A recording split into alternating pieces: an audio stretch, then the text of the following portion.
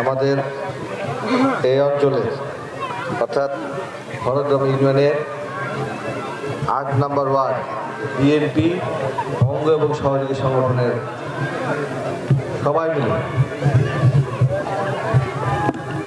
Arafat Rahman cocoa স্মৃতি football টুর্নামেন্টের আজকের এই ফাইনালে পুরস্কার বিতরণ আয়োজনের সংগ্রামী সভাপতি আমাদের সবার প্রিয় মাইনুর উপস্থিত কিছুক্ষণ আগে বক্তব্য রাখলেন আমাদের বাবা উপজেলা সদস্য রাজ্জাক। এখানে এক ঝাঁক নেতৃবৃন্দ আছে, অনেক নেতৃবৃন্দ আছে, আমাদের সাবেক মেম্বাররাও আছে, বর্তমান মেম্বাররাও আছে আমি জানি। এবং এই এলাকায় যারা খেলা আয়োজন করেছেন, যারা খেলায় অংশগ্রহণ করেছেন, যারা এই খেলায় সহযোগিতা করেছেন এবং এই মহল্লায়, এই এলাকায়, এই ওয়ার্ডে, এই ইউনিয়নে, এই উপজেলার বিভিন্ন পর্যায়ের নেতৃবৃন্দ আছেন। আমার সামনে আমার অত্যন্ত শ্রদ্ধেয় মা বোনেরা আছেন। মাইকের আওয়াজ যতদূর যায় যারা শুনছেন সবাইকে আমার হয়ে, আমাদের পার্টির চেয়ারপারসন দেশনেত্রী বেগম খালেদা জিয়ার হয়ে, আমাদের ভারপ্রাপ্ত চেয়ারম্যান মহোদয় জনাব তারেক রহমানের হয়ে আপনাদেরকে জানাই সশস্ত্র সালাম এবং কৃতজ্ঞতা। কৃতজ্ঞতা এই কারণে জানাই যে আপনারা দীর্ঘক্ষণ এই খেলা উপভোগ করেছেন, পাশাপাশি এখন পুরস্কার বিতরণের জন্য আপনারা অপেক্ষা করছেন এবং আমাকে এই আয়োজনের প্রধান অতিথি করে বক্তব্য শুনছি, সেই জন্য আপনাদের প্রতি কৃতজ্ঞতা জানাই। আর মহান রাবুল পাক আলামিনের দরবারে শুকরিয়া আদায় করি, আলহামদুলিল্লাহ। এখানে দেখেছেন একটা হেডলাইন হলো আরাফাত রহমান কোকো স্মৃতি টুর্নামেন্ট। তো আমি আপনাদের কাছে একটু ইনফরমেশন দিতে চাই, কে এই আরাফাত রহমান কোকো, কেনই বা উনি স্মৃতি হয়ে গেলেন আমাদের। এই সে আরাফাত রহমান কোকো, যিনি মহান স্বাধীনতা যুদ্ধের ঘোষক, বাংলাদেশের প্রথম রাষ্ট্রপতি এবং বীর প্রতীক আমাদের সাবেক রাষ্ট্রপতি আর সাবেক প্রধানমন্ত্রী, তিনবারের যে প্রধানমন্ত্রী ছিলেন, যাকে আপসীর নেত্রী বলা হয়, এখন মাদার অফ ডেমোক্রেসি বলা হয়, বেগম খালেদা জিয়া। তার কনিষ্ঠ সন্তান, তাদের দুটি সন্তান, একটা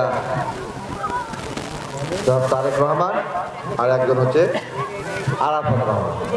এই আরাফাত রহমান কোকো এখন স্মৃতি হয়ে গেছে আমাদের কাছে। যেমনটিভাবে তার বাবা অর্থাৎ শহীদ রাষ্ট্রপতি জিয়া রহমানকে হত্যা করা হয়েছিল, ঠিক সেভাবে আরাফাত রহমান কোকোকে 111 প্রচণ্ড নির্যাতন করা হয়েছিল, ধরে নিয়ে গিয়ে তাকে করা হয়েছিল। তার বড় ভাই অর্থাৎ তারেক রহমান, দুইজনকে নির্যাতন করা হয়েছিল, তাদেরকে চিকিৎসার জন্য দেশের বাইরে পাঠানো হয়েছিল। এখনো আমাদের তারেক রহমান সাহেব দেশে আসতে পারেন নাই, আর আরাফাত রহমান কোকো দেশে ফিরেছেন, কিন্তু লাশ নেই।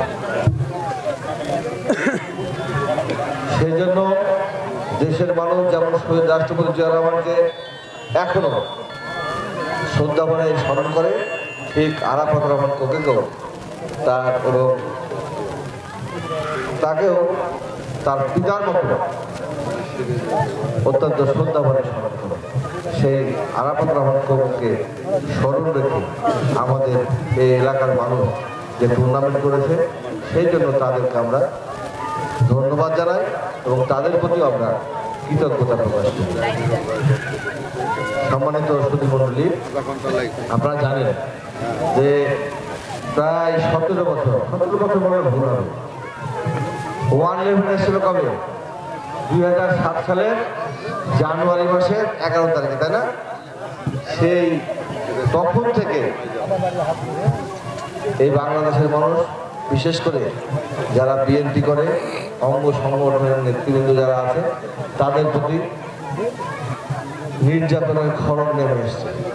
আপনাদের এই এলাকার মানুষের প্রতিও তাই এসেছে। প্রায় আমাদের 60 লক্ষ নেতাকর্মীর নামে 5 লক্ষ মামলা দায়ের করা হয়েছে। তারপরে হচ্ছে আমাদের 20,000-এর অধিক নেতাকর্মীকে হত্যা করা হয়েছে, গুম করা হয়েছে প্রায় 1700 মতো। আগে জানতাম যে 746 গুম করা হয়েছে, তাদের মধ্যে কেউ কেউ ফেরত এসছে, এখন অধিকাংশ আসেছে। যেমন ইলিয়াস আলী, চৌধুরী আলম, এরা কেউ ফেরত আসেনি। তো সেই রকম নির্যাতন সহ্য করেছে। পরবর্তীতে আপনাদের নামে এইখানেই অনেকে আছে, অনেকের নামে মিথ্যা মামলা দেওয়া হয়েছে।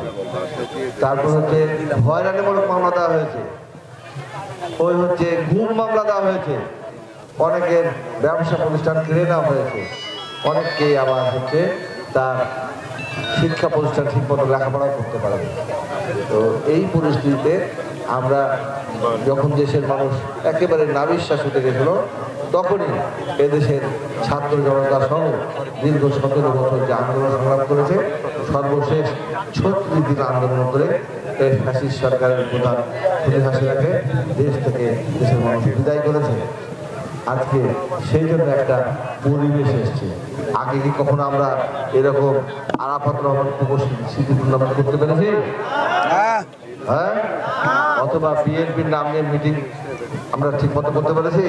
হ্যাঁ, আমরা করার চেষ্টা করেছি, এই জন্য আমাদেরকে পুলিশ ধরে নিয়ে গেছে, অথবা আমাদেরকেও হত্যা করার চেষ্টা করা হয়েছে।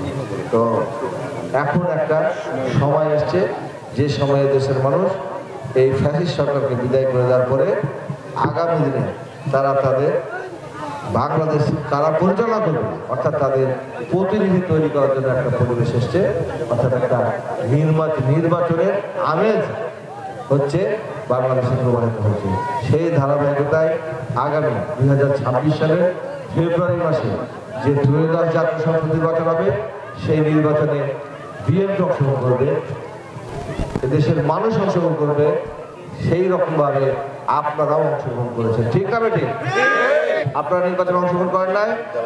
আপনারা এখন কি মনে করছেন? আপনারা মনে করছেন না যে আগামী দিনে আপনাদের পছন্দের প্রতীককে ভোট দিতে হবে? মনে করছেন তো?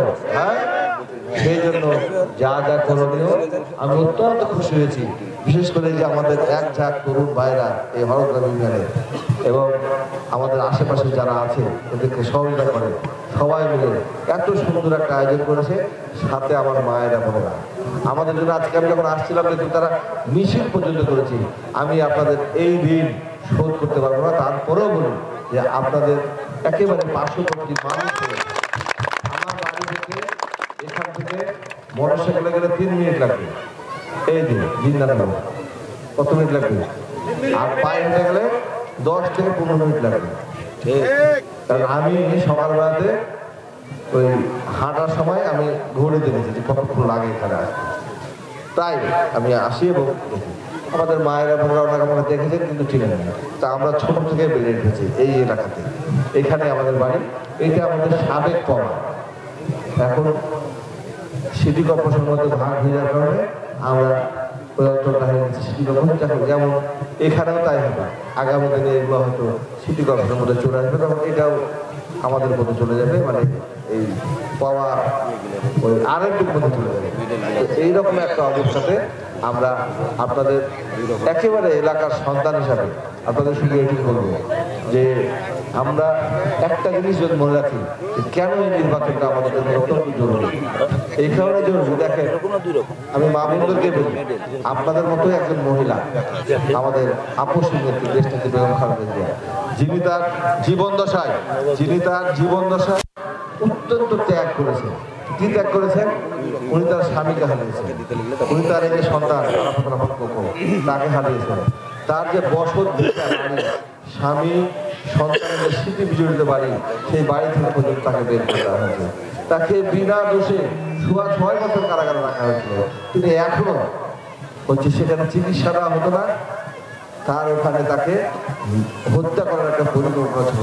তো বলে না যে রাখে আল্লাহ মারেকে, আল্লাহর অশেষ আল্লাহর রহমতে উনি এখনো জীবিত আছেন এবং অত্যন্ত অসুস্থ অবস্থা আছে। আজকে বিকালেও আমরা আমাদের দেশটাতে দোয়া করেছি, উনি এখনো এবারকার হাসপাতালে আছেন। তো আপনারা বলেন যে এরকম একটা মহিলা, যে মহিলার অনেক সুযোগ ছিল এই দেশ ছেড়ে বাইরে গিয়ে থাকা, তিনি কিন্তু আমাদের কাউকে ছেড়ে যান নাই। কত প্রতিকূল পরিবেশ হয়েছে, উনি কারাগারে থেকেছেন, ওনার সন্তানদের উপর নির্যাতন করা হয়েছে, তাকে জোর করে এয়ারপোর্টে নিয়ে যাওয়ার চেষ্টা করা হয়েছে, তাও কিন্তু দেশ ছাড়া যান নাই। কারণ ওনার মনে করেছেন যে এই দেশের মানুষকে, এই দেশের মানুষ হচ্ছে আমার একমাত্র সম্ভব, আর এই দেশই হচ্ছে আমার ঠিকানা, সেই জন্য উনি দেশ ছেড়ে যান না। সেই জন্য সে নেত্রীকে বাংলাদেশের মানুষ প্রচন্ড ভালোবাসে। ইতিপূর্বে সে 23টি আসন থেকে নির্বাচনে অংশগ্রহণ করেছে তার জীবন দশায়। 23টা আসনে সে বিজয় অর্জন করেছে। কোথাও এইবারও উনি 2টি আসন থেকে নির্বাচন করছেন, একটা ফেনীতে, একটা দিনাজপুরে, আর একটা হচ্ছে আপনার বগুড়ায়, তার শ্বশুরবাড়িতে। তো সেই মহিলার জন্য আপনাদের অনুরোধ করবো, সেই মহিলা এই দেশের মানুষের জন্য সে কোথাও যায়নি। সেই মহিলার দিকে তাকিয়ে, এবং আমাদের নেতা তারেক রহমান তার সুযোগ্য সন্তান, সে হচ্ছে সুদূর ওই 10,500 কিলোমিটার দূরে থেকেও এখনো সে বাংলাদেশে আসতে পারছে। নিশ্চয় খুব দ্রুতই আমাদের বাংলাদেশে আসবে এবং এই জাতীয় সংসদ নির্বাচনে উনিও অংশগ্রহণ করবেন বগুড়া 7 আসন থেকে। আপনাদের বলবো যে আপনারা একটু সজাগ থাকবেন এবং মানুষকে বুঝাবেন যে এদেশের মানুষ বিএনপিকে ভোট দিয়ে 4 বার রাষ্ট্রীয় ক্ষমতায় হয়েছে। এই যে স্কুল, কলেজ, ব্রিজ, কালভার্ট, রাস্তাঘাট কারা করেছে? বিএনপি যখন ক্ষমতায় আসে তখন হচ্ছে এই উন্নয়নগুলো হয়, বাকিরা এই উন্নয়নের মধ্যে থাকে না।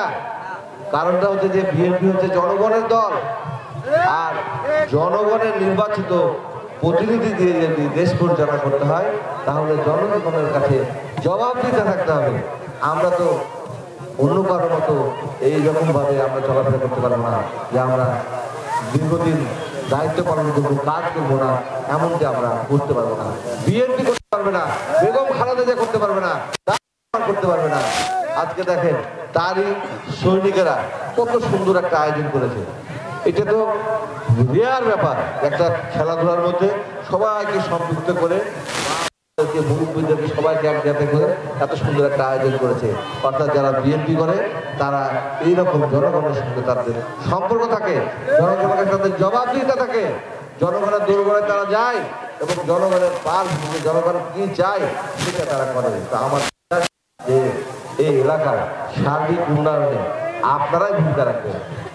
বিএনপি যদি সংসদে যায়, বিএনপি যদি আপনার রাষ্ট্রীয় দায়িত্ব পায়, তাহলে এই এলাকার উন্নয়নের জন্য এই যাদেরকে আপনারা ছিলেন, যে আপনাদের কেউ সন্তান, কেউ ভাই, কেউ হচ্ছে নাতি, কেউ বাবা, তারাই, কেউ চাচা, তারাই হচ্ছে ভূমিকা রাখবে এই এলাকার উন্নয়ন করে।